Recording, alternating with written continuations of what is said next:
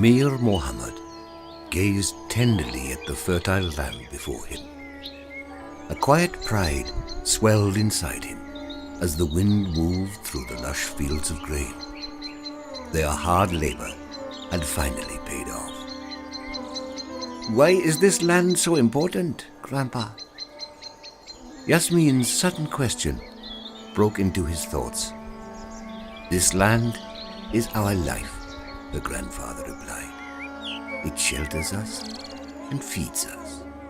Without it, we would be hungry and homeless." He explained that land, like nature, was indiscriminate. It belonged to everyone. He added that Pakistan's constitution ensured that both men and women have equal rights to own land. "This land can be mine?" asked Yasmin in awe. "I can become a landlord?" added her brother eagerly. Grandfather smiled and nodded. "Yes, you and everyone like you has a right to this land." These last words echoed through the children's minds and left a trail of hope in the air. That night, each child lay down with a dream of their own, as their grandfather's words painted a picture of a bright future for them.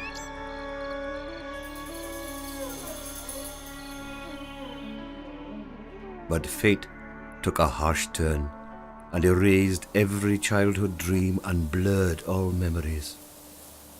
Their father's sudden death forced Rahman to work as a tenant farmer on Malik Munawwar's land.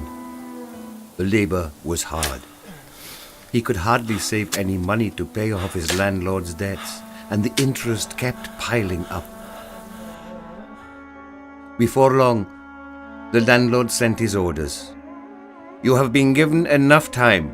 Pay the debt this week or else take your family and be off. This is no place for loafers. This isn't your father's land." Anxious to work a way out, Rahman decided to apply for a loan at a local bank. The manager looked him over and inquired, "Do you even own any land?" Rahman reminded him that the government had announced a new scheme for small farmers to get loans for their farmland. The manager laughed at him. "What? We haven't heard anything like that. Don't believe in everything you hear and go do your work." As Rahman turned around to leave, he saw Malik Munawwar walk in. The manager shuffled to his feet and greeted him warmly. At the sight of the landlord's loan application, his eyes twinkled greedily. "Not to worry, sir. You are our esteemed customer," he quickly assured him. "Consider your work done." Dejected, Rahman went away. Yasmin was fighting her own battles. Married and widowed with 3 children, she suddenly found herself alone to fend for her family. Stamped with the strain of living, she struggled with her domestic duties and managed to earn some money by picking cotton in neighboring farms. One evening, while listening to the radio, Yasmin heard about Sindh government's land distribution program. The news brought back her forgotten dreams as she rushed to share the news with Rahman. "Did you hear? The government is giving land to poor landless women," she exclaimed happily. With a renewed sense of optimism, they decided to apply immediately. The revenue officer mocked Yasmin's allotment letter. "Demarcate the land?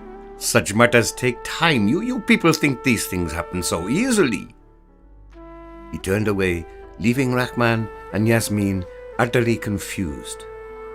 An outsider who had heard the exchange took the siblings aside and explained that they had to offer the officers some money if they wanted to get their work done.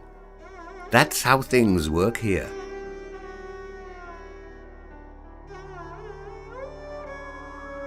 Malik Munawwar looked up from his newspaper as Rahman and Yasmin walked in. What is this I hear? My own people going behind my back, he admonished.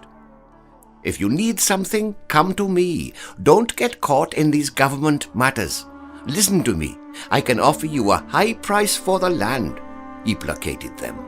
Hearing this, Yasmin stepped forward. We don't want your money, Malik Saab. This land is our security. What will we do with the money? Once it's spent, we will again be at someone's mercy. Shown out the door, the siblings headed home with a heavy heart and no hope.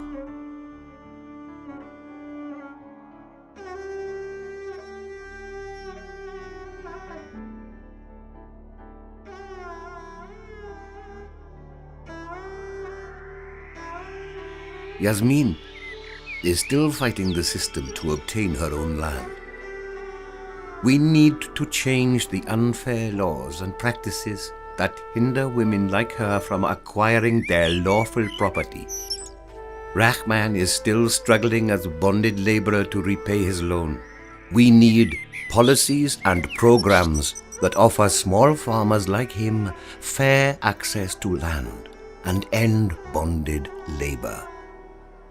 Revise and implement the Tenancy Act. We need to support and promote smallholder agriculture through pro-poor schemes that improve services and provide social protection for the poor. Malik Munawar still enjoys sole monopoly over his kingdom. We need to hold landowners like him accountable for exploitation of resources and the poor. Act now.